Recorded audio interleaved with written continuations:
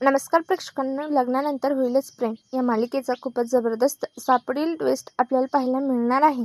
तर मित्रांनो, आर्याने नंदिनी आणि जीवाच्या बाळाची सरोगसी फाईल ही गायब केलेली आहे. त्यामुळे आता नंदिनी तिच्या बाळावर अधिकार गाजवू शकणार नसते. आता आर्याचा प्लॅन असतो. मात्र नंदिनी आर्याचा प्लॅन मोडून काढते. तर मित्रांनो, आर्याला बाळाचा वापर करून जीवाला मिळवायचं आहे, हे सगळं काही आता नंदिनीच्या लक्षात येते. तर मित्रांनो, आता पुढील काही भागांमध्ये आर्या नंदिनीला ब्लॅकमेल करण्याचा प्रयत्न करणार आहे. आर्या आता नंदिनीला म्हणणार आहे की तू जीवाच्या आयुष्यातून कायमचं निघून जा. माझं जीवावर खूप प्रेम आहे. तू जर जीवाच्या आयुष्यातून निघून नाही गेलीस तर मी या बाळाला संपवेल. तर मित्रांनो, आता नंदिनी खूपच घाबरते. तर आता नंदिनी मोठ्या कचाट्यात सापडणार आहे. कारण जेव्हा नंदिनीचं बाळ हे आर्याच्या पोटात आहे, त्यामुळे दोघांचेही हात दगडाखाली आहेत. तोपर्यंत बाळ सुखरूप या जगाबाहेर येत नाही, तोपर्यंत आर्याचं सगळं काही म्हणणं आता नंदिनी आणि जीवाला ऐकावंच लागणार आहे. तर इकडे मित्रांनो, आता काव्य पार्थलाही जीवा नंदिनीवर संशय आलेला आहे. तर मित्रांनो, आता काव्या नंदिनीला तिच्या बाळाची शपथ घालत सगळं काही खरं खरं सांगायला लावणार आहे. त्यावेळी आता नंदिनी सगळं काही सत्य सांगणार आहे. नंदिनी कधीच आई होऊ शकत नाही आणि नंदिनी आणि जीवाचं बाळ सरोगसीनुसार आर्याच्या पोटात वाढत आहे.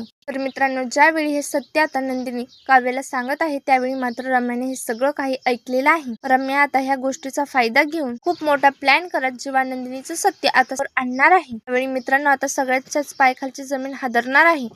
वेळी आता आर्या जीवा नंदिनीच्या बाळाला जन्म देईल. वेळी ती आता आपल्या बाळाला जीवा नंदिनीपासून वेगळं करत ती त्या बाळाला पळून नेणार आहे. जीवा नंदिनी त्या बाळाचा शोध घेणार आहे. त्यानंतर आर्याला जेल होईल. जीवा नंदिनीला आपलं बाळ मिळेल. म्हणून मित्रांनो, असंच मालिकेचे पुढील एपिसोड पाहण्यासाठी चॅनलला आता सबस्क्राईब करा आणि व्हिडिओ कसा वाटला हे कमेंट करून नक्की कळवा. धन्यवाद.